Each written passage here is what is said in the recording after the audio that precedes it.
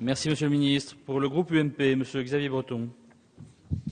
Oui, merci, Monsieur le Président. Madame la Ministre, Messieurs les Ministres, la question de l'évaluation de notre système éducatif a souvent été au cœur de nos échanges, de nos débats lors de l'examen de la loi dite de refondation de l'école.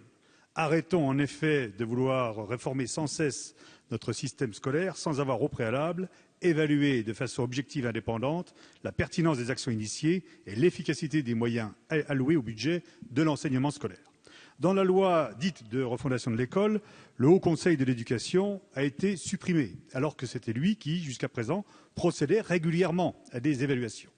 Ce Haut Conseil de l'éducation a été supprimé pour être remplacé par deux organismes. Un premier, le Conseil supérieur des programmes, qui vient d'être installé, et un second, le Conseil national d'évaluation du système scolaire, prévu à l'article 33 de cette loi. Or, ce Conseil n'est toujours pas mis en place. Or, pendant ce temps, des réorientations importantes des politiques sont initiées par votre ministère sans qu'elles aient fait l'objet d'une véritable évaluation indépendante et objective.